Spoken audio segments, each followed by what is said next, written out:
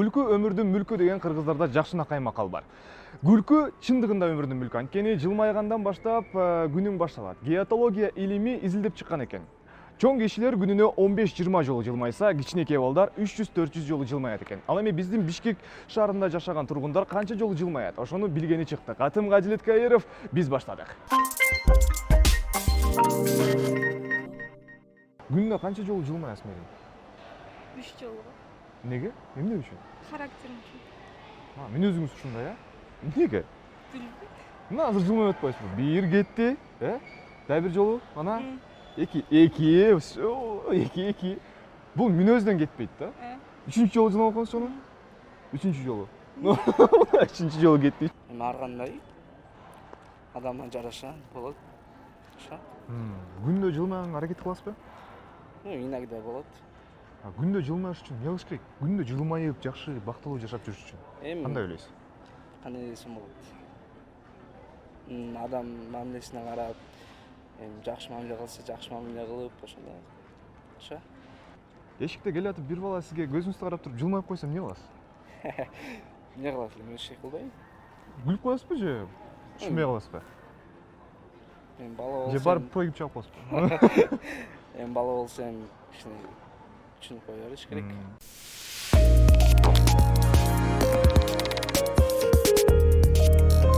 Байыркы ата-бабаларыбыз сүйлөй албагандыктан оюн, эмоция, мимика аркылуу билдиришкен. Балким жылмайып күлгөндү да биз ошол түптөгүбүздөн үйрөнгөнбүз. Адамдын жүзүндөгү жылмаюу ага карата ишенимди артат. Күлүп шайдоот жүргөн адам көзгө жагымдуу көрүнөт. Жылмайып жүргөн адам ишеничти арттырат. Америкалыктардын, англиялыктардын, немистердин баарлашуусунда жылмаюу сылык сыпанын белгиси катары эсептелип, саламдашууда сөзсүз колдонулат. Ал эми Кытайда мындай лакап бар: ким күлө албаса, ал дүкөндү ача албайт. Ал эми түштүк динде жылмаюу акыл эстин жеткендиги, көзү ачылгандык дегенди туюндурчу экен. Күнүнө турганыңа деле шүгүрчүлүк кылып эле жылмаясың го. Эртең менен тургандан баштап эле жылмайып башташ керек. Көп эле жол. Канча жолу? 6-7 жол. Каждый раз? Практически да. С поводом или без повода? Без повода даже бывает. Без повода? Да. Почему? Не знаю, так я как бы скрываю свою Внутреннюю боль? Да. А что у тебя там творится? Ну, у каждого по-разному, да. Как думаешь, что нужно сделать человеку, чтобы каждый день улыбаться? Наверное, у него должно быть какое-то воодушевление, мотивация или к чему-то стремление. Где-то раз 7-8, наверное, за день улыбаюсь. Потому что работа такая у меня. Вне работы. От души вот.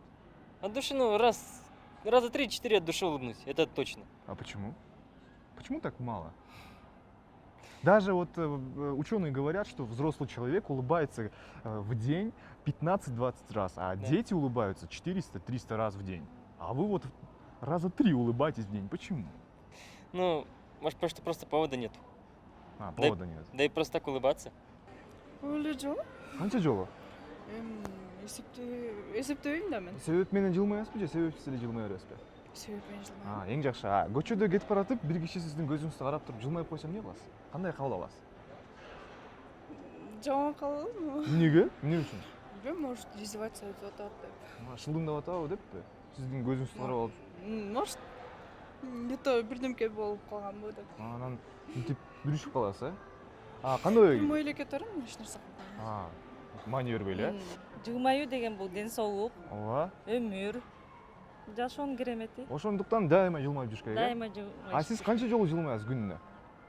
Көп жолу. Билбейм. Себеп мененби же себепсиз элеби? Себептер менен. Эң жакшы. Көчөдө келатып сизге бир киши көзүңүздү карап туруп жылмайып койсо, сиз да жылмаясызбы же? Сөзсүз. Окуяларга карап эле жылмайбыз, күнгө карап. Күнгө карап жылмай бересизби?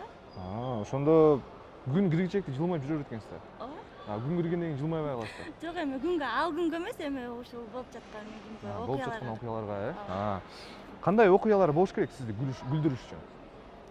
Мен үчүн жакшы окуялар, эгерде жаман окуялар болсо, аларды жакшы окуялар кылыш үчүн Жылмап коесуз, Ооба. Көчөдө келатып, бир киши сиздин көзүңүздү карап туруп жылмайып койсо эмне кыласыз? Жөндөн эле тааныбаган киши.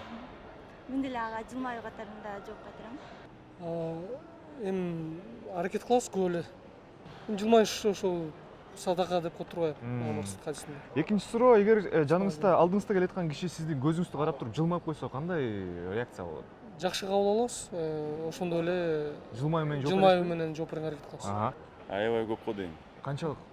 Бир где-то бир 100дөн ашык. 100дөн ашыкпы? Эмне себеп буга? Привычкам бар ушундай, постоянно күлүп турган. Эң жакшы привычкалар турбайбы? Окумуштуулардын айтымында балдар 400-300 жол жылмайт экенде күнүнөчү. Улуу жаштагы кишилер 15-20 жол. Эмне себептен? Кандай ойлойсуз? Азыркы замандын келишине байланыштуу болуш керек. Баары ар кайсы түйшүктөр менен жүрүшөт да. Көңүл ток, жүрөк тынч болсо баары эле жылмайып жүрө берет.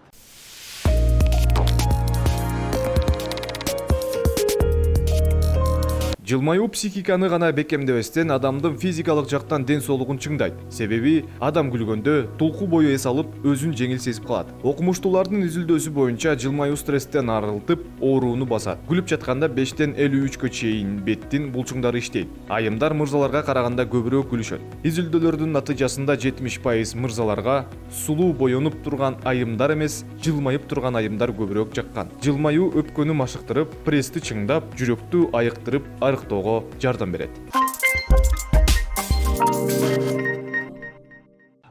Кандай ойлойсуз? Бишкек шаарынын тургундарынын канча пайызы жылмайып, канча пайызы кабагын бүркөп жүрөт? Где-то 80%. Кабагын бүркөп жүрөт. Кабагын бүркөп эле го дейм. Эмне кылыш керек ошону жоюш үчүн айтыңызчы? Буга жоюш үчүн адам өзүнүн жүрүм турумун, адеп акылак ушундай жагын оңдош керек го дейм. Эң жакшы? Мне кажется, 80% людей, наверное, хмурый, да? Ну, наверное, от своего образа жизни. Ну, они не виноваты в этом, мне кажется, так жизнь, может, сложилась. Многие считают, что в Бишкеке 80% людей живут хмурыми. Вот почему? Почему это происходит? Как вы считаете? Это происходит из-за того, что люди слишком загружены, слишком думают наперед. Слишком много планов, я так думаю. Голова забита целым днем. И просто расслабиться у них не получается. Бир жылмайып коюңуз дагы. Кетти. Эң жакшы. Сен көбүнчө кандай кишилерди көрөсүң? Көзүң кабагын бүркөп жүргөндөрдү же жылмайып жүргөндөрдү бизнес шаарда? Жылмайгандар аз эле го. Аз эле. Кабагын бүркөп жүргөндөр, көбүнчөсү. Кабагын бүркөп жүргөндөрдү кантип жылмайтыш керек сенин оюң боюнча? Маларга мешет этпей эле коюш керек. Тийишпей эле коюш керек, Кабагын бүркөп жүрө берсин. Биз болсо жылмайып жүрө беребиз, Бишкекте канча киши жылмаят? Көп элеби?